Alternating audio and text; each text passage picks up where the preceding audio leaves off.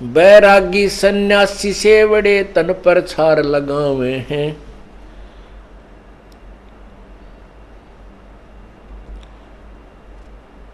पांचों नार 2500 लड़के धुंधु धार मचावे हैं।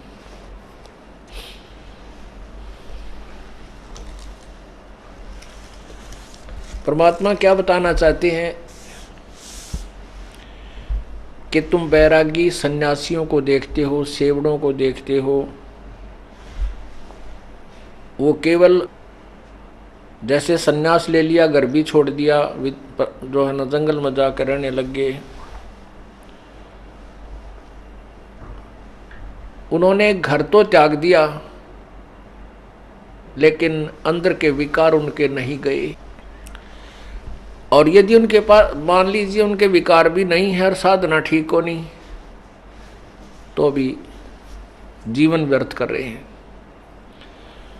क्या बताते हैं? बैरागी सन्यासी से बड़े तन पर छार लगावे हैं और पांचों नार 2500 लड़के धुंधु धार मचावे हैं। पांचों नारी, एक नारी त्याग दीनी 5 नारी गैल वे, पाया न द्वारा मुक्ति का सुखदेव करी बहु सैल वे। सुखदेव ऋषि ने बाल ब्रह्मचारी रह करके शास्त्र विरुद्ध साधना से बहुत आकाश में उड़ जाने की सिद्धि भी प्राप्त होगी थी, तो भी परमात्मा का मोक्ष मार्ग नहीं मिला, मोक्ष का द्वारा नहीं मिला, वे ऑफ वर्शिप ठीक नहीं थी उसकी। इसलिए एक नारी त्याग दीनी 5 नारी गैल वे। कहते हैं हमने घर त्याग दिया, मनुष्य ने स्त्री को इसलिए त्याग दिया कि भजन में बाधा करती है।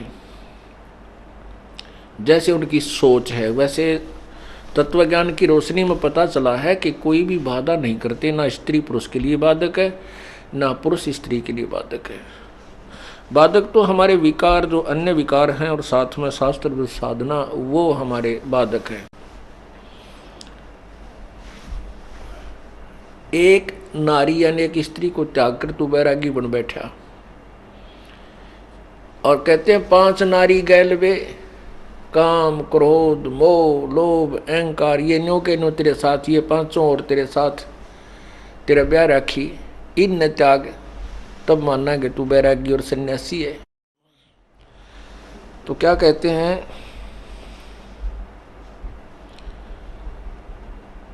एक समय हरिद्वार हरपेड़ी पर कुंभ का मेला हुआ। कुंभ की परख भी लगनी थी, उसका संयोग आ गया और ये सभी साधक जो तीनों गुणों के उपासक, गिरी पुरी औघड़नाथ कनपाड़े वैष्णव नागा और बिना जाने कितने प्रकार के ये पंथ हैं, ये सारे सभी वहाँ पर स्नान करने के लिए, उस पर भी मैं उस संयोग में स्नान करने के लिए चले गए। वहाँ पर ये अपने अपने समूह में मिल जाते हैं। नागाओं की अलग मंडली होगी, वैष्णव की अलग, पुरी ग्रुप के अलग होंगे, गिरी ग्रुप के अलग होंगे, कनपाड़े न्यारे वैसे नाथ अलग से। ये जिनको हम ग्रह त्याग कर सन्यासी कहते हैं, जिन्होंने सन्यास ले लिया, बैरागी हो गए, उनके बारे में परमात्मा बताते हैं। उन्होंने 5 नारी गैर ले रखी, वो त्यागनी चाहिए थी। तो वहाँ पर क्या हुआ कि प्रथम स्नान करने के को लेकर के वैष्णव साधु में और नागा भक्तों साधुओं में झगड़ा हो गया। नागा कहे हम पहले नहावांगे, स्नान करेंगे क्योंकि हम सर्वश्रेष्ठ हैं, हम त्यागी बैरागी हैं और हम बिल्कुल निरिच्छा रहते हैं। वैष्णव साधु कहते हैं कि हम विष्णु जी के उपासक हैं, हम सर्वश्रेष्ठ हैं, विष्णु जी सबके मालिक हैं। और नाग्यो तुम टट्टी के हाथ भी ना धोते, उगाड़े फिरो पशु की तरह, तुम काहे कि सर्वश्रेष्ठ हो, काहे कि तुम उत्तम हो, हम पहले नहाएंगे। अब पहले स्नान करने के को लेकर के झगड़ा हो गया नागा और वैष्णो साधुओं में। अब वो ऊपर भी भूल गए, हर की पैड़ी भी याद नहीं रही, भगवान भी याद नहीं रहा। लट्ठम लट्ठा मुक्कम मुक्का गुट मारे, एक दूसरे के जबाड़ा काट दें, फिर तलवार निकाल ली और तीर ठोके एक दूसरे पर, यानी पूरा महाभारत शुरू कर दिया। कहते हैं 25,000 नागा और वैष्णो आपस में कटकर लड़कर और कत्लेआम हो गया। और हर पैड़ी पर वहाँ पर 100 ही दिखाई दे रहे थे, लाश पड़ी नरी, गंगा का पानी भी लाल कर दिया। अब यहाँ बताते हैं कबीर परमेश्वर, बैरागी सन्यासी सेवड़े तन पर छार लगावे हैं, ये 500 नार 2500 लड़के हैं, धूंधों धार मचावे हैं। कहती है काम क्रोध मोह लोभ अहंकार, उनकी आगे 5 तत्वों से बनी हुई 5 प्रकृति, 500 तत्वों की फिर आगे से। तो कहते हैं 25 प्रकृति और 5 ये क्रोध विकार, कहते अंदर पूरी धूंधों धार मचा रहे हैं, सबके अंदर पूरा इनका बोलबाला है, इनकी इनसे ये रहित नहीं है।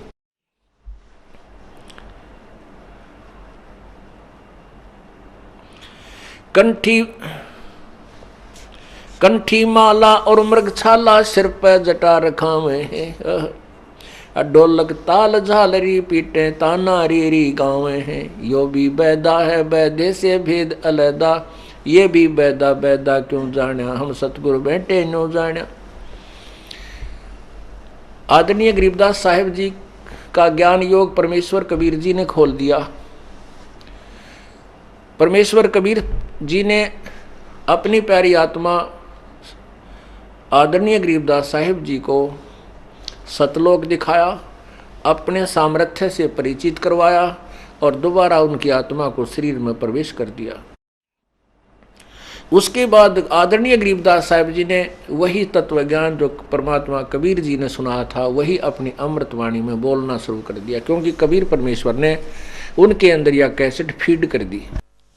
तो गरीबदास साहिब जी से पूछा कि तुमने कैसे पता लगा कि ये व्यर्थ साधना है। बैदा माने व्यर्थ की, फिजूल, जैसे थोथे उसको कोई कूट रहा हो, उसमें से कुछ भी हासिल उसको ग्रहण नहीं होना है, इसलिए वो व्यर्थ प्रयत्न होता है। हमने जाना है दिल्ली, हम जा रहे हैं यहाँ से वापस सिरसा की साइड में बरवाला से, तो हमारा वो यात्रा व्यर्थ है, बैदा है, फजूल है। हमने जाना दिल्ली है, जा रहे हैं सिरसा साइड में, वो हमारा कुमार्ग है, सुमार्ग नहीं है, वो हमारा यथार्थ पथ नहीं है। पथ माने वे, रास्ता, मार्ग। इसलिए बता रहे हैं कंठी माला और मृगछाला तन पे छार, सिर पे जटा रखावे हैं, और ढोलक ताल झालरी पीटे वे ताना रीरी गावे हैं। कहती है कोई भक्ति का साधन है। गल में कंठी, एक कंठी बोले हैं जो एक तुलसी के मनिये की माला गाल ली,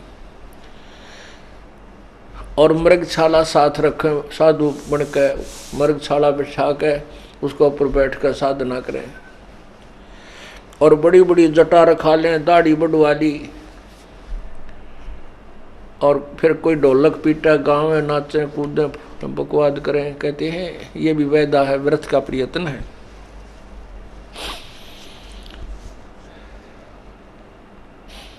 तन के योगी मन के भोगी, गुल्लर पेट पड़ावे हैं, गुजबीरज का मरम न जाने, ये भद्र भेख बनावे हैं। यो भी बैदा है बैदे से भेद अलैदा, यो भी बैदा बैदा क्यों जाना, हम सतगुरु बैठे नो जाना। अब गरीबदास जी महाराज कहते हैं कि हमने वह सतगुरु मिल गए। कबीर परमेश्वर वो स्वयं ही भगवान हैं, स्वयं ही सतगुरु हैं, स्वयं ही जगत गुरु हैं, तत्वदर्शी संत हैं।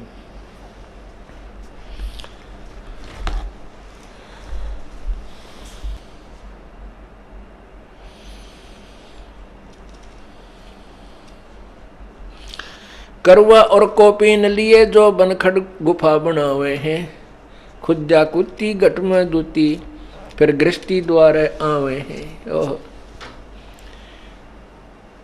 परमात्मा क्या बताना चाहते हैं कि एक तो हाथ में लोटा ले लिया करमंडल, और तन पर केवल एक लंगोट, एक कोपीन, एक कपड़ा पर्दे पर बांध लिया और बाकी शरीर नगन। और जंगल में जाकर गुफा खोज कर उसमें रहने लाग गए। कहने लगे या के बैराग करा भाई तूने, भूख लागी। भूख ने एक दिन रोक लेगा, ज़्यादा से ज़्यादा एक रात भी रोक लेगा। अगले दिन फिर अगले दिन उठा गया लठ और दे का वो लोट करमंडल, और फिर चला गाँव में नगर में भीख मांगने के लिए, भिक्षा लेने के लिए। कहते फिर गृहस्थी का द्वारा आना पड़ा, फिर घर के छोड़ा तूने। करवा और को पीन लिए जो बनखंड गुफा बनावे हैं, या खुदा कुत्ती घट में दूती, फिर गृहस्थी द्वारा जावे हैं। यो भी बैदा है बैदे से भेद अलैदा।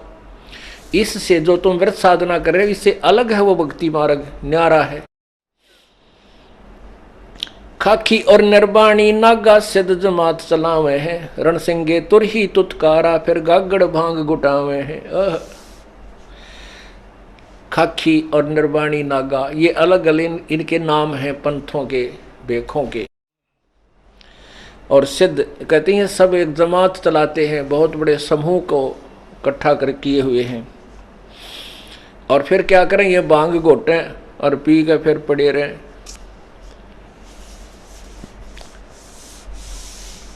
पुण्यात्माओं, इस काल ने इतना भ्रमित कर दिया मानो इस प्राणी को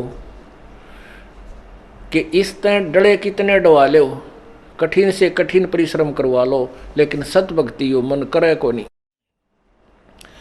अब आप परमात्मा ने हमें वो साधना बताई है जो ओरिजिनल यथार्थ है, सब सदग्रंथों में प्रमाण है। और जिन महापुरुषों ने भगवान पाया उन्होंने यही साधना की है।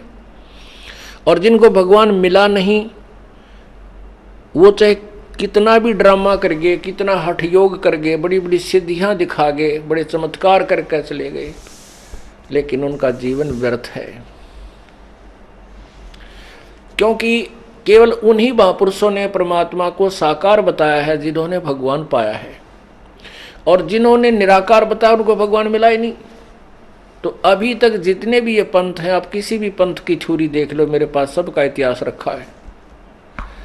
उन महापुरुषों ने यह बताया कि सतलोक में प्रकाश ही प्रकाश है, चेतन ही चेतन है, वहाँ कोई सतपुरुष नहीं है, कोई आत्मा नहीं। आत्मा परमात्मा के उस प्रकाश में लीन हो जाती है, जैसे समुद्र में बूंद समा जाती है। भले पुरुष हो, अगर वहाँ भगवान नहीं है तो हम के टिंडे लेंगे उड़ा जाकर, बता हम क्या करेंगे जब भगवान वहाँ है ही नहीं, निराकार है, प्रकाश ही प्रकाश। प्रकाश ही सूर्य का रहा दिन में कितना देख ले। हमने तो भगवान से मिलना है जिसके देखते हैं आत्मा प्रसन्न हो, गदगद हो। हम तो उसके लिए तड़प रहे, यार वो है नहीं। अब कोई लड़की का ब्याह करे और उसने कहा बेटी तेरा ब्याह करेंगे तो नू हो जाएगी, फिर नू तेरा पति तो है ही नहीं, वो तो निराकार है, फिर वह उड़े टिंडे लेने जाएगी, वह क्या करेगी ब्याह करवा के। तो ऐसे भ्रमित कर दिया हमारे को, जबकि हमारे सारे सदग्रंथ कहने लग रहे भाई भगवान साकार है, मनुष्य जैसा है, उसका यो नाम है। तो उन महापुरुषों ने बताया है जिन्होंने भगवान को पाया है, उन्होंने परमात्मा साकार बताया है, मनुष्य जैसा बताया, उसका नाम कबीर बताया है। उनमें से कौन कौन है? आदरणीय धर्मदास साहिब जी, आदरणीय मलुकदास साहिब जी, आदरणीय दादू साहिब जी, आदरणीय नानक साहिब जी, आदरणीय गरीबदास साहिब जी, आदरणीय घीसा साहिब जी। ये आधा दर्जन तक दास का याद है जिन्होंने परमात्मा पाया, उन्होंने सहशरीर बताया, उसका नाम कबीर बताया। हमारे सब सदग्रंथ प्रमाण देते हैं परमात्मा साकार है और उसका नाम कबीर है।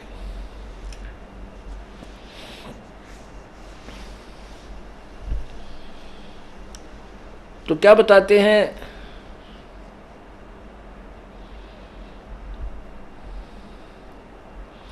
काशी गया प्रयाग महोदित जगन्नाथ को जावे हैं, लोहागर पुष्कर परसे हैं, द्वारका दाग दगावे हैं, यो भी बैदा है। तीर तुपक तलवार कटारी जमधड़ जोर बदावे हैं, हर पैड़ी हर हेत न जाना वाजा तेग चलावे हैं। ये जो 25,000 नागा और वैष्णव आपस में लड़के कटका मर गए, कत्लेआम कर दिया, उनके विषय में बता रहे हैं। तीर तुपक तलवार कटारी जमधड़ जोर बंधावे हैं, हर पैड़ी हर हेत न जाना वाजा तेग चलावे हैं। काटे शीस नहीं दिल करुणा वो जग में साध कमावे हैं। जो जन उनके दर्शन को जावे उनको भी नरक पठावे हैं। यो भी बैदा है बैदे से भेद अलैदा, यो भी बैदा बैदा क्यों जाना हम सतगुरु बैठे नो जाना।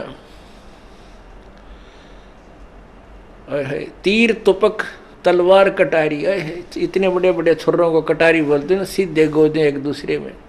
वो तो कसाई थे, राक्षस थे, डाकू थे, उनको हम संत कहा करते थे, उनको सन्यासी कहते थे। तीर तुपक तलवार कटारी जमदड़ जोर बदावे हैं। डट कर झगड़ा करें कहते, लड़ाई करते हैं। और हर पैड़ी हर हेत ना जाड़ा, हर की पैड़ी कहें और भगवान का बैबी को नहीं। उसकी छाती के ऊपर कत्लेआम करने लग रहे तुम, फिर भगत की कहाँ के हुए? उनको हर की पैड़ी नाम भी क्यों रखा तुमने, जब वहाँ भगवान है ही नहीं। और भगवान के सामने तुम ऐसा जुल्म कर रहे हो, फिर तुम भगवान की चाह कहाँ तुम्हें?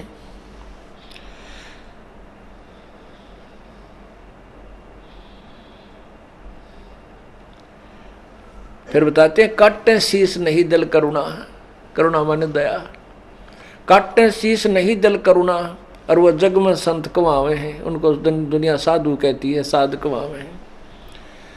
परमात्मा की प्यारी आत्मा गरीबदास जी कह रहे हैं, जो पुण्यात्मा उन ऐसे दुष्टों के दर्शन करने जा उनको भी नरक ले जाते हैं। यानी उनके पास ना मार्ग है, उनको संत मान करके उनके आश्रित हो जाते हैं। फिर जैसी भी साधना बताते हैं, बोली आत्मा आँख मीच के करती रहती हैं, क्योंकि भगवान के चाहने वाली आत्माएं ब्लाइंड फेथ करती हैं। और परमात्मा के पाने का एक यही तरीका है कि जब आपको परमात्मा की चाह हो और संत आपको मिल जाए, आपका उसके ऊपर ब्लाइंड फेथ होना चाहिए, अंधविश्वास। अंधविश्वास का तात्पर्य ये नहीं होता कि गलत साधना करना, नहीं, यानी पूर्ण विश्वास को ब्लाइंड फेथ कहते हैं। अब हर संत भगत का एक नियम होता है कि वो संत के साथ ज़्यादा जो है वाद विवाद नहीं करता। उसकी आत्मा नहीं मानती कि गुरु जी रुष्ट ना हो जाए, तेरी भक्ति ना बिगड़ जाए। नियम तो ये सही है, लेकिन इस भावना का और इस नियम का उन नकली संतों ने दुरुपयोग कर दिया, नाजायज फायदा उठाया। और भोली आत्मा चुप करके जो गुरु जी बताएं वही मानना, ठीक कह रहे हैं भाई, ये वाद विवाद का विषय नहीं, भक्ति तो श्रद्धा से करनी होती है, विश्वास का विषय है। अरे विश्वास भी तो जब हो ना, श्रद्धा भी जब ही बनेगी जब सही ठीक ठिकाना श्रद्धा बनाओगे और उसकी फिर पूजा करोगे तो लाभ मिलेगा। जैसे कई क्या कहते हैं भाई, भगवान पाना तो विश्वास की बात है, विश्वास कर लो भगवान मिल जाएगा। चाहे किसी पर कहते हैं, चाहे पत्थर पर विश्वास कर लो वो भी भगवान बन जाएगा। कमाल की बात कर देते हैं, कति बालकों वाली बात कर रखी है। बात तो ठीक है, विश्वास बिना भक्ति नहीं हो सकती, विश्वास बिना भगवान नहीं मिल सकता। लेकिन विश्वास किस पर करना चाहिए? अब जोटे पर विश्वास कर ले क्या दूध देगा और उन्हें खूब बाखर खुआवे, बिनोड़े गिरे, वो कुछ भी ना दे, वो तो कुआ दे ही और तोड़ देगा किसी दिन। तो हमने भैंस लेनी पड़े या गाय लें और फिर वो नए दूध होगी हो, ब्यागी हो, फिर उसको अच्छी तरह उसको खुराक खिलावा, चारा खिलावा, उसकी सेवा करें तो दूध वो देगी। विश्वास भी उसी चीज़ पर करें जो विश्वास जिससे वो वस्तु प्राप्त होनी। जैसे बबूल बो के कीकर का बीज बीज के और उस पर आम का विश्वास करके उसकी सेवा करें जाए, वो पूजा करने तो बबूल बड़ी तो हो जाएगी उसकी सिंचाई करने से, लेकिन वो आम नहीं लगेंगे। उसके आम का बीज बीज जाए, पूरी वेरीफाई करके कि वो आम का बीज है, और उस आम के बीज को बीज के फिर उसकी पूरी सच्ची श्रद्धा से और पूरे विश्वास से कि इस पर आम लगेंगे, उसकी सच्चाई करें तो फिर लगेंगे। आम के बीज ने बीज के फिर विश्वास करे अटल और सेवा करे पूरी जो उसकी बता रखी है, फिर समय आने पर उसको फल लगेंगे। ऐसे ही सत्य नाम यानी सच्चे नाम का जाप करे, पूरे संत से लेकर पूरी मर्यादा में रहते हुए पूरे ज्ञान से परिचित होकर के, और फिर पूर्ण विश्वास से भक्ति करे, फिर देखो क्यों ना फल मिलेगा। क्यों, कैसे नहीं भगवान मिलेगा? मिलेगा विश्वास से। अब नकली नाम दे रखे हैं, बबूल का बीज दे रखा है, उस पर विश्वास करें बैठे भगत। अब 40-40 साल अपनी बर्बाद जिंदगी करके वापस यहाँ आ रहे हैं, रो रहे हैं उस गए हुए समय को, और कोस रहे उन अज्ञानियों को जिन्होंने जीवन बर्बाद कर दिया, उन संतों ने।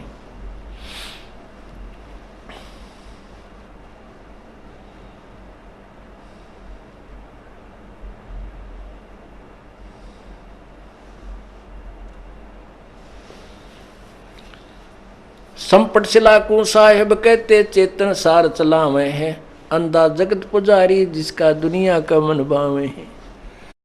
ऐसी उल्टी साधना बता दी, पत्थर का भगवान बना दिया, कहते इसकी पूजा कर लो बस इसी से मोक्ष हो जाओगे। अरे नहीं, परमात्मा कहते हैं मूर्ति भगवान की बुरी नहीं, लेकिन उस मूर्ति की पूजा व्यर्थ है। पुण्यात्मा, हम परमात्मा कबीर परमेश्वर जी क्या हमें बताना चाहते थे ये न तो हम समझ सके, और हमने समझने की चेष्टा की तो हमारे नकली गुरुओं ने, धार्मिक गुरुओं ने परमात्मा क्या कहते थे उसके विपरीत उलट पुलट कह करके हमें भ्रमित कर दिया। परमात्मा मूर्ति के विरोधी नहीं थे, मूर्ति पूजा के विरोधी थे, उसको निषेध बताते थे। जैसे आपके पास आम है, आम के फल या सेब के फल की आपके पास मूर्ति रखी है, और सेब की और आम की मूर्ति बनाने वाला कारीगर ऐसी बना देता है कि आदमी भ्रमित हो जाता है ये ओरिजिनल है या डुप्लीकेट। परमात्मा कबीर परमेश्वर जी मूर्ति के विरोधी नहीं थे, मूर्ति पूजा को निषेध बताते थे। अब जैसे आपके पास आम के या सेब के फल की मूर्त रखी है पत्थर की, और वो इतनी अच्छी होती है, बनाने वाले ने इतनी कारीगरी दिखा रखी होती है कि आदमी को ये भ्रम हो जाता है ये सचमुच ओरिजिनल है या डुप्लीकेट।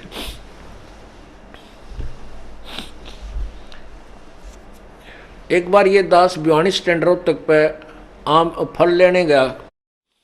मेरे से पहले उस दुकान पे एक व्यक्ति खड़ा, वो कहने लगा भाई वो ऊपर वाले आम दे मुझे, वो ऊपर रखे, वो सबसे वो कॉलम से बना रखे थे उसने काट के, ऊपर सबसे ऊपर वाले मुझे नकली पत्थर के रखवा रखी सुंदर मूर्ति, और पूरा कॉलम भर रखा उनते, बहुत सुंदर। नीचे वाले तो शाम का समय था, वो सारे तकरीबन खरीदने वालों ने छांट छांट कर खरीद लिए थे, वो फिर थोड़े बहुत रह रहे थे, वो अच्छे नहीं लग रहे थे देखने में। वो कह रहा भाई वो दे दे, वो फिर उन्हीं में से चुग चाक के वो छांट छूट कर उसके चढ़ाने लगा, तोलने लगा। उन्होंने बोला भाई मेरी बात सुन, पैसे कितने ले ले पर वो दे दे। वो आदमी खड़ा हुआ, उन्हें ठा के एक पत्थर का वो तार काम उसके हाथ में धर दिया, वो किलो पक्का का, वो न्यू करे। ने बोला यूँ के? वो बोला भले मानस यूँ पत्थर के हैं ये तो केवल मूर्ति रखी है इनकी, और मेरे पास आम यही हैं, लेने हो तो ले ले। अब वो ऊपर वाले इतने अच्छे बना रखे थे, नीचे वाला ने फेल कर रहे थे जो ओरिजिनल को भी।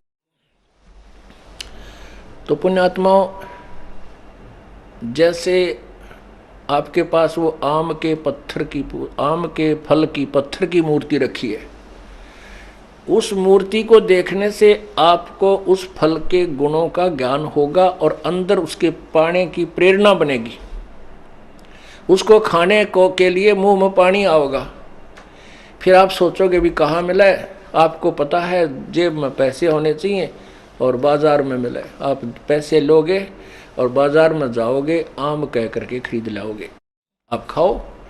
अब उस आम की मूर्ति में वो गुण नहीं है जो आम के फल में है, आम के फल की मूर्ति में गुण नहीं है जो आम के फल में ओरिजिनल में गुण है। वो फल जो मिट्टी पत्थर वाली है मूर्ति है, वो उसके गुणों से की प्रेरणा अवश्य देती है, उसके पाने की चाह उत्पन्न होती रहती है। इसलिए मूर्ति बुरी नहीं है, लेकिन वो मूर्ति वाला फल मिलेगा कैसे, उस विधि का पता होना चाहिए। पहले मजदूरी करे, मजदूरी करके पैसे जेब में ले और फिर बाजार में जावे और मंडी से फिर आम तो लेकर फिर गट गट खावे हैं। सारा टेस्ट आवे।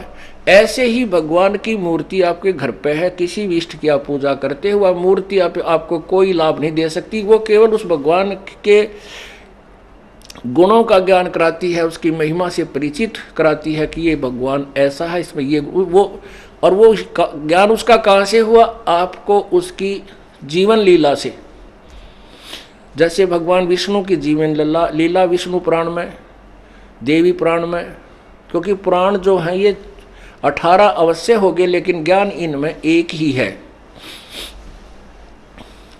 और ये सभी ब्रह्मा जी द्वारा कहे गए हैं। ब्रह्मा जी के सुनने के बाद अन्य ऋषियों ने उनसे सुनकर कुछ अपना अनुभव, कुछ वैसे वो मिला मिलू कर 18 भाग बना दिए। तो विष्णु जी के विषय में ज्ञान कहाँ हुआ? विष्णु पुराण से। तो आप विष्णु पुराण को पढ़िए, विष्णु पुराण के से फिर उसके बाद उस गुरु के पास जाइए जो आपको विष्णु जी की साधना बताता है, और फिर आप उसकी साधना करोगे तब वो मूर्ति वाला भगवान लाभ देगा जितना उसमें गुण है, जितना वो दे सकता है। तो इसी प्रकार हम कबीर परमेश्वर पूर्ण परमात्मा के मूर्ति अपने पास रखेंगे तो उस मूर्ति से हमें कोई लाभ नहीं होगा, लेकिन मूर्ति वाले भगवान से लाभ होगा। वो कैसे मिलेगा? उसकी हिस्ट्री से हमें पता चलेगा ये कितना भगवान है, कितना इसमें शक्ति है, उसकी कहानी से, उनकी लीला से। फिर उस संत, तत्वदर्शी संत, उनके गुरु के पास जाइए जो उनको उनका पूर्ण यथार्थ ज्ञान जानता है, उससे उपदेश लीजिए और फिर नाम की मजदूरी कीजिए, फिर भगवान का फल खाइए, वो भगवान रूपी फल फिर प्राप्त कीजिए। तो क्या बताते हैं? संपट सलाकों साहेब कहते चेतन सार चलावे हैं, अंधा जगत पुजारी जिनका दुनिया का मन भावे हैं। वो अनाड़ी संत गुरु कहते मूर्ति दे दी और इसी की पूजा करो, इस पर फूल चढ़ाओ, मत्था टेको, पता से चढ़ा दो है और पैसे चढ़ाओ, बेड़ा पार हो जाएगा। नहीं। और कहते अंधा जगत पुजारी जिसका, अंधा ज्ञानहीन, ज्ञान नेत्रहीन जगत वो नकली संतों के पीछे, उन गुरुओं के पीछे घूम रहा है जो पत्थर को भगवान कहते हैं।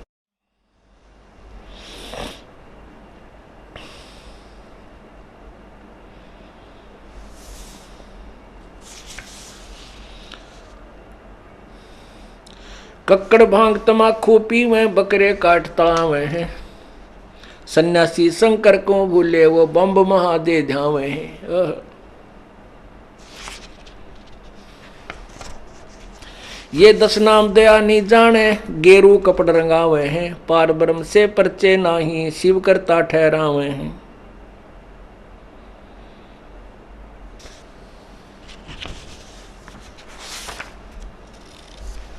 परमात्मा क्या बताना चाहते हैं कि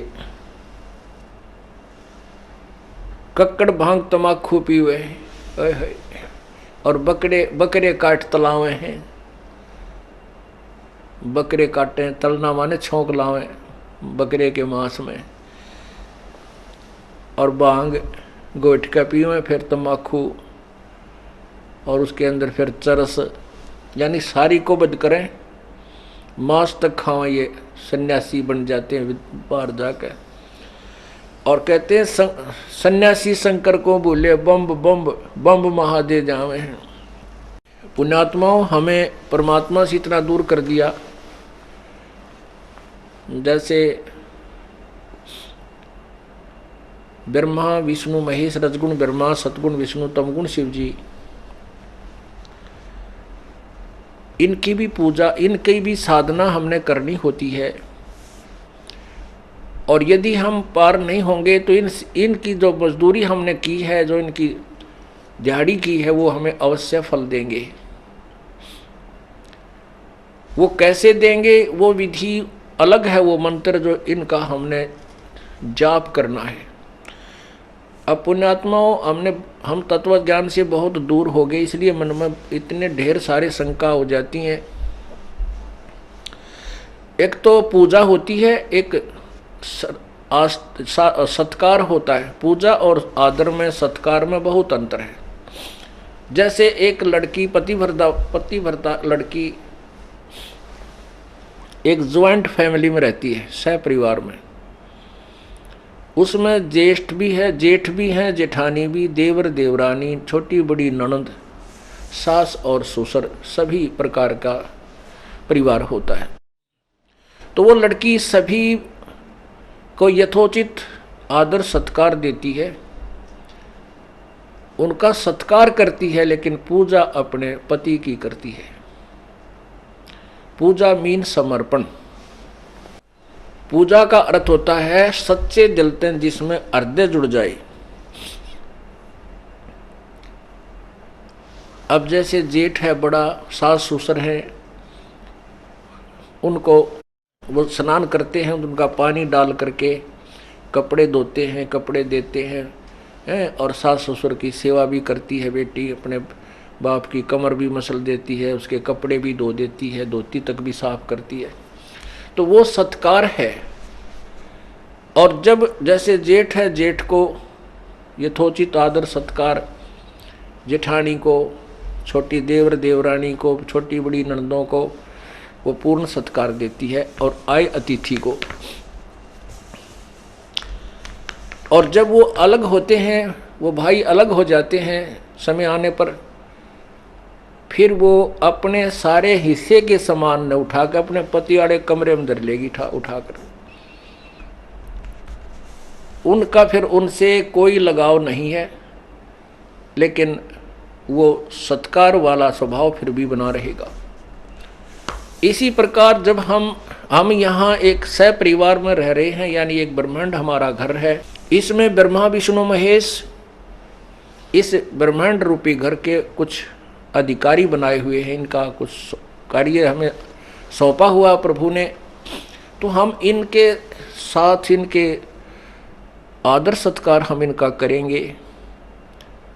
अब क्यों करेंगे ये कहने की आवश्यकता नहीं, क्योंकि हम एक परिवार के सदस्य हैं। और जब हम अलग होंगे, जब हम अपने सतलोक जाएंगे अपने पति के साथ, परम पिता अपने मालिक के साथ, फिर हमारा इनसे कोई लगाव नहीं और कोई द्वेष नहीं। अपने सारे सामान न लेकर, अपनी सारी पूजा को लेकर हम चल पड़ेंगे अपने पति के, अपने मालिक के साथ, यानी कबीर परमेश्वर के साथ। तो ऐसे हमने इस परमात्मा के मार्ग को और यथार्थ भक्ति विधि को समझना है। अब हम जो ओरिजिनल मंत्र हैं इनके, जैसे एक सिंपल सा एक वैसे आउट ऑफ सिलेबस उदाहरण है। अब जैसे कुत्ता है, कुत्ते ने आप कहते रहो कुत्ते कुत्ते कुत्ते, नहीं आएगा। आप उसका एक कोड वर्ड है तो वो भाग गया होगा नो खूब स्पीड तक। परमात्मा कहते हैं कुत्ता तेरे दरबार का, मोतिया मेरा नाम, गले प्रेम की रस्सी जहाँ खींचो आ जाऊं मैं। कहते तो करो तो भाग गया हूं, और दूर दूर करो तो वापस चला जाऊं। तो वो कुत्ते को प्राप्त बुलाने का, उससे लाभ लेने का एक कोड वर्ड है, वो वास्तविक मंत्र है उसका, जिससे वो खींचा आता है।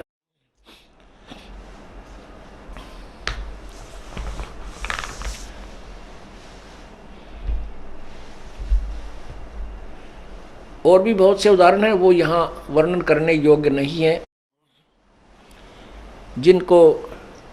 जिनसे वो पशु प्रभावित होते हैं।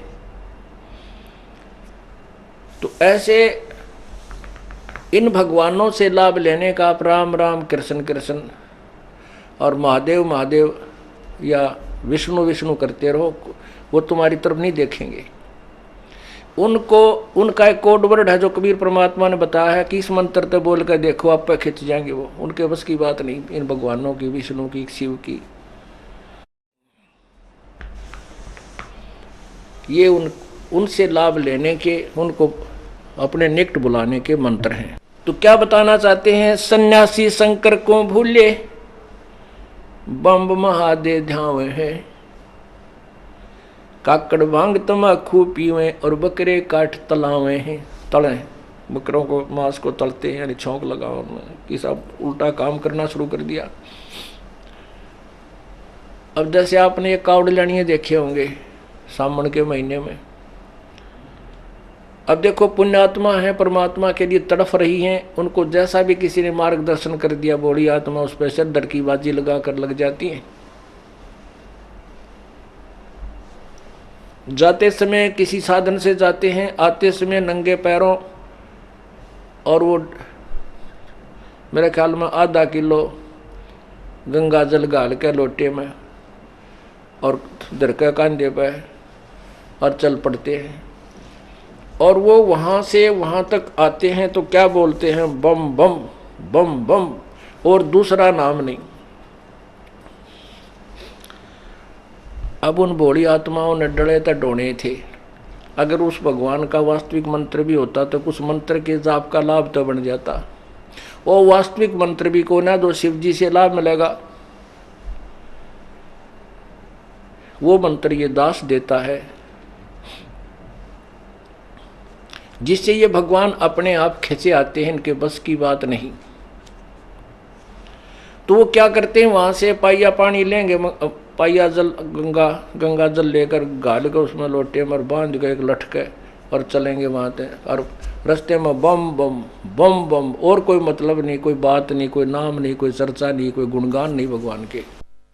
अब परमात्मा की चाह किसको होती है, जो पिछले जन्म के संस्कारी हंस हैं, वही भगवान की मतलब चाह में कोई ना कोई साधन, कुछ भी उसने कोई बता दे, वो लगे बिना रहता नहीं। तो वो पिछले जन्म के पुण्यकर्मी प्राणी भगवान की प्राप्ति के लिए प्रयत्न कर रहे हैं। रास्ते में ये सेठ लोग क्या करते हैं, फरी भंडारा खोल देते हैं।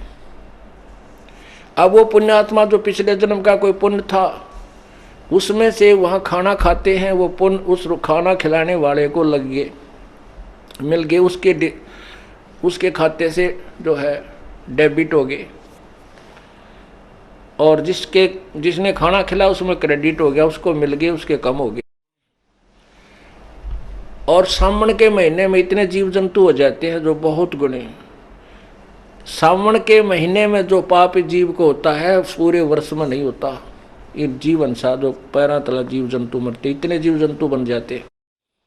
और उस सावन के महीने में काल ने कैसा घाटा जुड़वा दिया, कैसे एक भ्रमित ज्ञान करवा दिया। वो भोली आत्मा सावन के महीने में, और हरिद्वार से लेकर मान ले बरवाड़ा आवे तो कम से कम भी 250-300 किलोमीटर होगा, और वहां से यहाँ तक कितने जीव पैरा के नीचे मार दिए, वो बैड अकाउंट में लिखे गए उनके।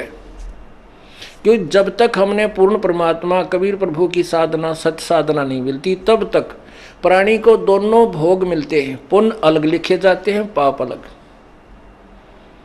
जैसे आपने महावीर जैन जी का इतिहास देखा, उन्होंने जो पुण्य और साधना की थी उनके आधार से तो वो स्वर्ग गया, और बाकी जो पाप थे वो भी साथ लिखे गए। वो उनके आधार पर वो 60 करोड़ बार गधा, 30 करोड़ बार कुत्ता, 20 करोड़ बार बिल्ली, पता नहीं कितने जुल्म हो गए, नरक में गया। तो इतने पाप उस कावड़ लेने वाली प्यारी आत्मा को अपने घर तक लिखे गए, और पुण्य एक भी को नहीं, क्योंकि वो शास्त्र विरुद्ध साधना। गीता जी अध्याय नंबर 16 के मंत्र 23 में कहा कि शास्त्र विधि को त्याग कर जो मनमाना आचरण मनमानी पूजा करते हैं, उनको ना तो कोई सुख होता है, ना कोई सिद्धि होती है, ना उनकी गति होती है, अर्थात यूजलेस, व्यर्थ। अब उन पुण्यात्माओं के पाप तो गिठड़ी बंदगी, और बम बम कहने का कोई मंत्र नहीं, ना कोई से लाभ इसके बोलने से। जो पुण्य थे पिछले जन्म के, वो रास्ते में उन खाना खिलाने वालों ने कुछ तवल खसोट लिए, ले लिए, और वो पाइया पानी था वो चढ़ा दिया कि पत्थर की मूर्ति पर जा गिरा। अब उसका पल्ला तो बम बम रह गया और कुछ भी कोई ना। और कह वो गिठड़ी पापों की जो बांध ली इतने जीव मार के, कहते पृथ्वी ऊपर पग जो धारे, करोड़ जीव एक दिन में मारे। होय होय।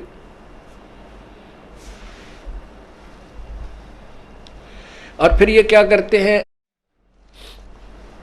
दूसरा शब्द बोला, लड़कियां न तन्यो कहेंगे ए बोली, बेबेर न तो बोली कहेंगे, वो नु कहेगी ए बोले। आपस में अब बताओ इनका के नाता हो आयो। बाण भाई भी वो है या क्यों और सिस्टम, इसका कौन सा नेक बनावा तेन ना बोलन का बेरा। बोली तो पार्वती ने कहें ये, और बोला कहें शिव जी ने। तुम आप भगवान देवी और देवता बन गए, फिर पूजा किसकी कर रहे हो? तो क्या बताते हैं, कक्कड़ भांग तमाकू पीवे, बकरे काट तलावे हैं, सन्यासी शंकर को भूले ये बम्ब महादे झावे। इन सन्यासियां थी, अब बम्ब सब दिन बोले भगतान मिल गया, ये भी बम बम कर कहने लगे रहते हैं भगवान प्राप्ति के लिए। अब बोला शब्द वैसे भगवान के लिए प्रयोग नहीं करना चाहिए हमने, ये उनकी बेइज्जती कर रहे हैं हम। अब कोई आदमी हो, मान ले कोई मंत्री है, और उसने जाकर कहा बोली बूझ ले मेरी साइन कर दे इस पर दरखास्त पे, वो साइन करेगा, उसको दड़ाक मारेगा। अब उसने बोला कहना, बोला कह जैसे बोली बूझ कह देख के बात है, तो भगवान का नाम तो बोला धर रे आ बोले। बोला मीन मतलब कति मूर्ख पागल, जिसने कहें का ना भी रहो, कोई बकाले की तो धंधा लाए रहा उसने सारा दिन। तो इस तरह के व्यक्ति को भोला बोलते हैं। तो भोला शब्द तो हमने भगवानों के प्रति लाना ही नहीं चाहिए, चाहे वो समय अनुसार, चाहे उन्हें कैसी भी लीलाएं बन गई हैं, लेकिन हमारा फर्ज नहीं बनता उनको भोला बाला कहने का।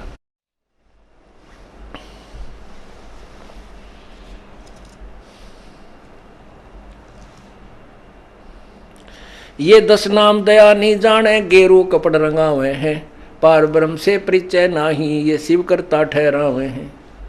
ये 10 नामी सन्यासी, 10 नामी जो साधु हैं, सभी कहते हैं ये भगवान शिव जी के पुजारी, कहते हैं शिव को मालिक बताते हैं, शिव ही सर्वशक्तिमान है, ये सृष्टि रचनहार है, ये सबका करता धरता है। कहते हैं शिव को भगवान बतावे हैं, तो इनकी पूजा के सत्र का आपको पता लग गया ये क्या कहना चाहते हैं।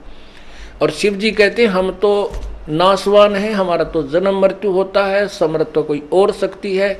भगवान शिव जी भी किसी और की पूजा करते हैं।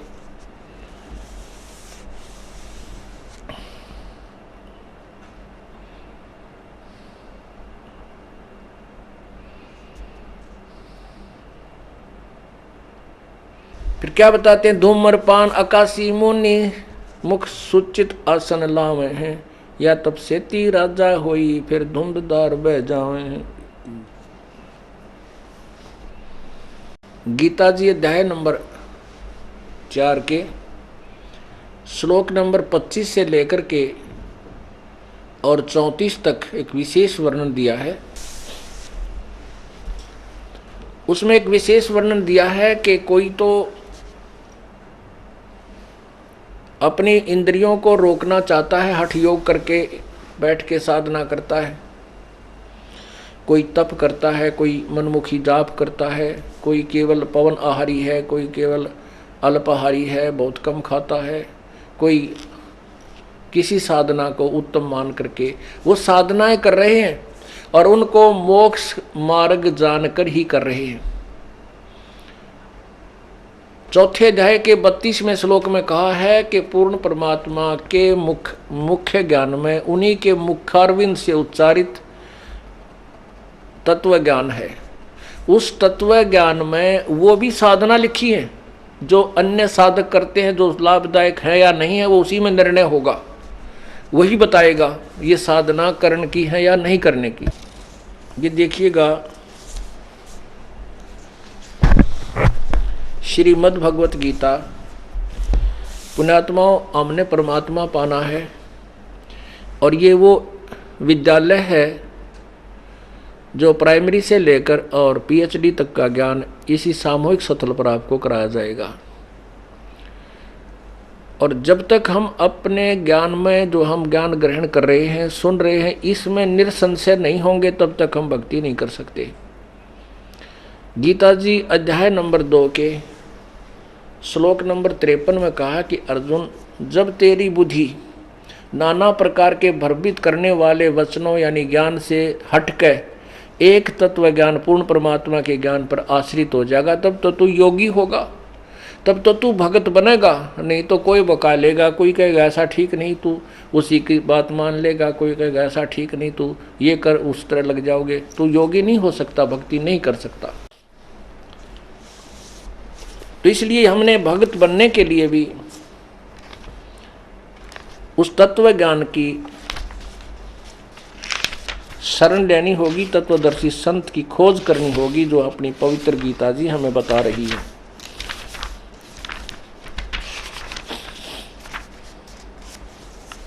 ये देखिएगा श्रीमद् भगवत गीता,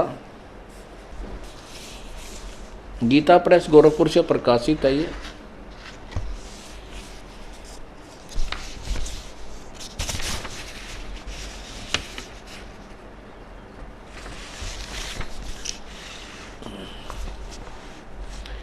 प्रकाशक में मुद्रक गीता प्रेस गोरखपुर, गोविंद भवन कार्यालय, कलकत्ता का संस्थान। अध्याय नंबर 4 का और श्लोक नंबर ये 25 है। दूसरे योगीजन देवताओं के पूजन रूप यज्ञ का, यज्ञ माने साधना का अनुष्ठान करते हैं, भक्ति, और अन्य योगीजन दूसरे परब्रह्म परमात्मा रूप अग्नि में ब्रह्म अग्नो आत्म भेद दर्शन रूप यज्ञ को करते हैं। आत्मा रूप यज्ञ का ही आत्मा रूप यज्ञ का हवन करते हैं।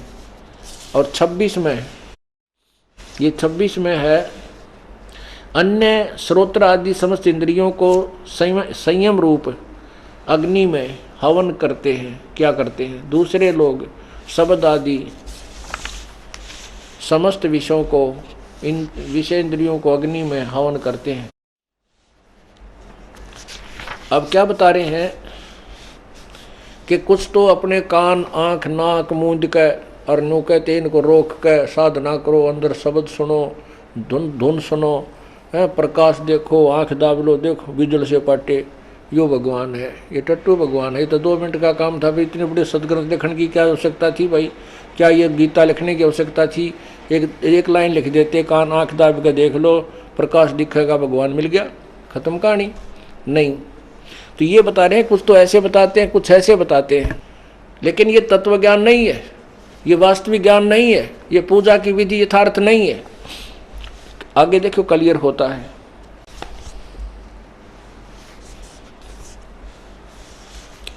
अट्ठाईस में देखिएगा,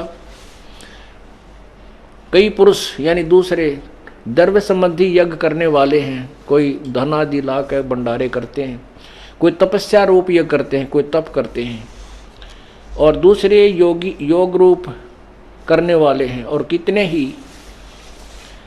अहिंसावादी तीक्ष्ण व्रतों से युक्त यत्नशील पुरुष स्वाध्याय अध्ययन ज्ञान यज्ञ करते हैं। अब क्या बताते हैं कि कुछ तो ऐसे हैं जो भंडारे भंडोरे करते हैं, कि तो दान कर देते हैं, और कुछ ऐसे हैं जो तप करते हैं, कुछ ऐसे हैं जो मुंह पर पट्टी बांध कर नंगे पैरा घूमते हैं और फिर बहुत कठिन तप करते हैं, खाना भी नहीं खाते 8-8, 9-9 दिन, 10-10 दिन। कहते हैं ये सभी ये क्या कर रहे हैं? ये इस तरह के अनुष्ठान करते हैं, साधनाएं करते हैं, और इनको मोक्षदायक जानकर ही करते हैं कि ये साधना मुझे मोक्ष देगी। लेकिन आगे देखना, इसका निर्णय देंगे। अब 29 में, अध्याय 29 और 30 में क्या बताया है कि दूसरे कितने योगीजन अपान वायु में प्राण वायु को हवन करते हैं, और कितने योगी प्राण वायु को अपान वायु में, अन्य कितने ही नियमित आहार यानी थोड़ा खाने वाले, प्राणायाम प्राण पुरुष प्राण और अपान की गति को रोककर प्राणों में हवन करते हैं। और ये सभी साधक यज्ञों द्वारा पापों का नाश कर देने वाले यज्ञों को जानने वाले हैं। ये क्या है इसका, ये क्या बताना चाहते हैं कि ये जो साधना जो कर रहे हैं, कोई तो श्वास, जैसे श्वास बाहर जाता है अंदर आता है, क्या बताते हैं? इस पर ध्यान रखो, बस सांस बाहर जा रहा है इसने भी ध्यान से देखो अंदर, और बाहर अंदर आ रहा है इसको महसूस करते रहो। ये साधना बताते हैं, नाम नहीं इसमें। और दूसरे नियमित आहार करते हैं, और कुछ प्राणायाम करके ही परमात्मा को प्राप्त करना मान लेते हैं। और ये सब साधनों को परमात्मा पाने वाली और पापों का नाश करने वाली जानकर करते हैं। वो ये समझते हैं कि यही साधना है जो मोक्षदायक हैं और पाप नाशक हैं।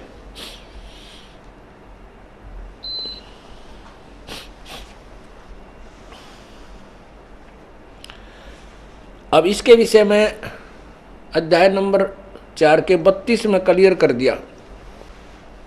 ये देखना 32 अध्याय नंबर 4 का ये 32वें श्लोक में बताया कि इस प्रकार और भी नहीं है। इसका है कि इसी प्रकार, यानी जैसे ये जानते हैं ऐसा ज्ञान, बहुत तरह के यज्ञ माने साधनाएं, बहुत तरह के यज्ञ माने पूजाएं, वेद की वाणी में इन्होंने क्या लिखा है, ब्राह्मण का अर्थ वेद कर दिया, जबकि ब्राह्मण का अर्थ वेद नहीं पूर्ण परमात्मा होना चाहिए। तत्व वो सच्चिदानंद घन भगवान की मुखे माने मुख्य वाणी में, मुखे उनके मुखारविंद से उच्चारण मुख्य ज्ञान में इन्होंने मुख्य का अर्थ वाणी लिख दिया और ब्राह्मण का अर्थ वेद कर दिया। जबकि वेद यजुर्वेद अध्याय नंबर 40 के श्लोक नंबर 10 और 13 में स्पष्ट किया है कि जो ज्ञान मैं बता रहा हूँ वो तो वेदों में चारों में लिखा गया, लेकिन उस तत्व ज्ञान को परमात्मा ने कोई साकार बताता है, कोई निराकार, कोई जन्म लेने वाला, कोई न जन्म लेने वाला, और कोई अक्षर ज्ञान जिसको है उसको विद्वान मानते हैं, जिसको अक्षर ज्ञान नहीं है उसको अनपढ़ को अशिक्षित कहते हैं, अविद्वान कहते हैं। ये भी परिभाषा ज्ञान अज्ञानी और ज्ञानी की, विद्वान और अविद्वान के विषय में भी परम संत वो तत्वदर्शी संत बताएगा, उनसे पूछो। अर्थात जो वेदों में ज्ञान है वो इनकम्प्लीट है, वैसे ही गीता जी में जो ज्ञान है वो इनकम्प्लीट है, गलत नहीं है, अधूरा है। उसके लिए बताया किसी तत्वदर्शी संत से पूछ देखो। यही कुरान शरीफ सूरत फुरकानी नंबर 25 आयत नंबर 52 से 59 में स्पष्ट किया है कि जिस कबीर नामक परमात्मा ने 7 दिन में सारी सृष्टि को रचा, उसके बाद तख्त पर जा बैठा और वही पाप मोक्षदायक है, वही इबादत ही पूजा के योग्य है, उसके विषय में किसी बाखबर से पूछ देखो, यानी तत्वदर्शी संत से पूछो। इससे सिद्ध है कि कुरान शरीफ का ज्ञान इनकम्प्लीट है, गलत नहीं कह सकते, अधूरा है, और उसके पूर्ण ज्ञान को पूर्ण परमात्मा के विषय में जानने के लिए कोई तत्वदर्शी संत की तरफ आदेश है। ऐसे ही पवित्र गीता जी अध्याय नंबर 4 के 34 में कहा है।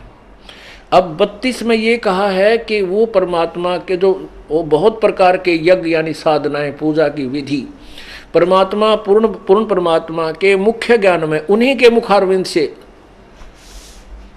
उच्चारित है, उसमें लिखा हुआ है, विस्तार से कहे गए हैं। उसमें क्या लिखा है कि जो पहले बताए है ना, कोई ऐसी साधना करता है, कोई ऐसे करता है, कोई ऐसे करता है, लेकिन वो उनका भी भेद दिया है उस तत्व ज्ञान में। ये ठीक नहीं है, ये ठीक नहीं है, कोई ऐसा साधना करते वो बेदा है, व्यर्थ है, और फिर यथार्थ ज्ञान भी उसमें बताया गया है। इसका ये भाव है गीता जी अध्याय नंबर 4 के श्लोक नंबर 32 का। अब आपको ब्रह्मण्य का अर्थ दिखाते हैं।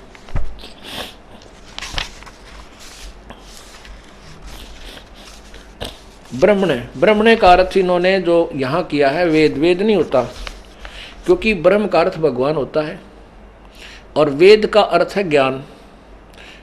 ब्रह्मण्य वेद पूर्ण परमात्मा का ज्ञान, और ब्रह्मण्य माने उससे बड़ा भगवान, यानी सुप्रीम पावर जिसको कह सकते हैं, बड़ा भगवान ब्रह्मण्य। तो यहाँ देखिए इन्होंने खुद अनुवाद किया है 17वें अध्याय के 23वें श्लोक में।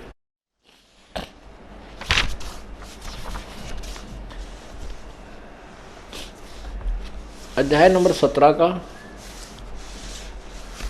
और श्लोक नंबर ये 23 है,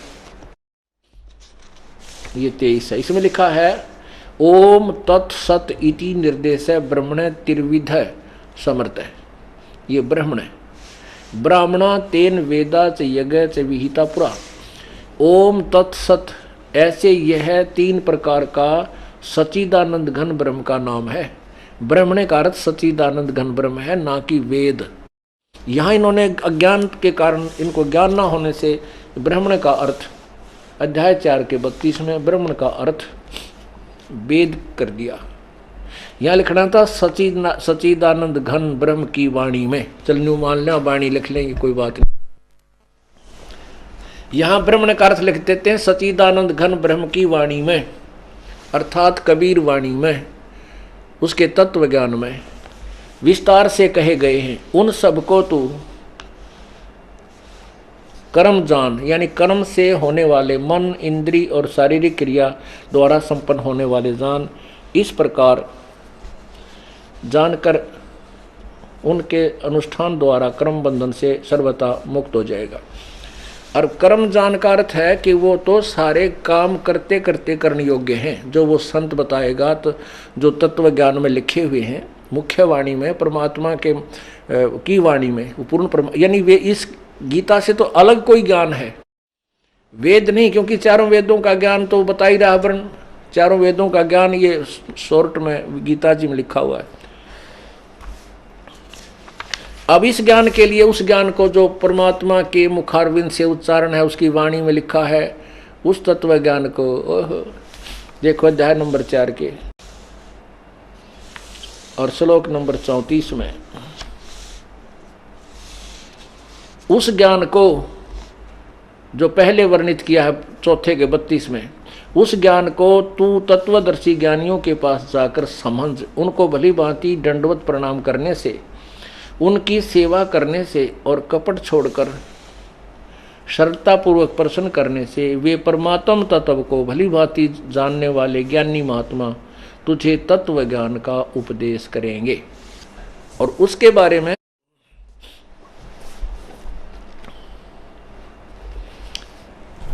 आपको बताया जा रहा है, वही तत्व ज्ञान, वही परमेश्वर के द्वारा दिया हुआ ज्ञान, उन्हीं के मुख्य ज्ञान में आपको सुनाया जा रहा है। क्या बताया जा रहा है?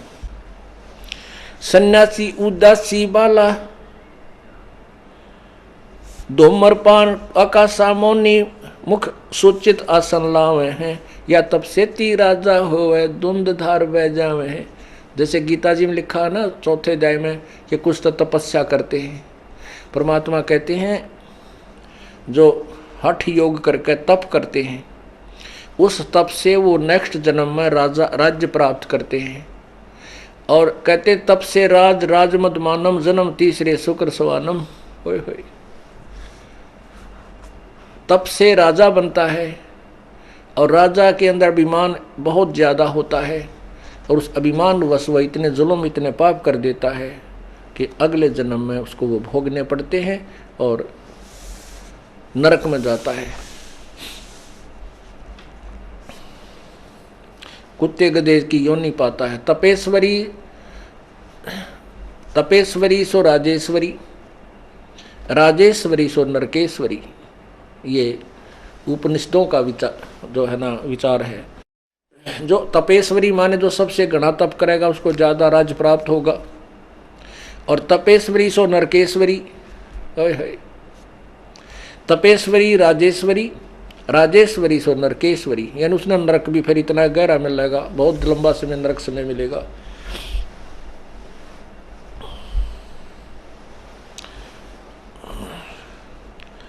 धूम्रपान आकाश मौनी मुख सूचित आसन लावे हैं, या तब सेती राजा होए फिर धुंध दार बह जावे हैं।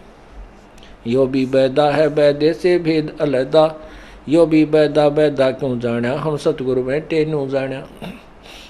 सन्यासी उदासी बाला रुखड़िया कहलावे हैं, आत्म तत्का मरम न जाण्या, वो सुन में पवन चढ़ावे हैं। जैसे आपने अभी सुना कि पान अपान प्राणों की अभ्यास करके सुचितासन ला के और सुन में पवन चढ़ाते हैं, गीता जी के अभी आपने 4 अध्याय के 26वें श्लोक में पढ़ा।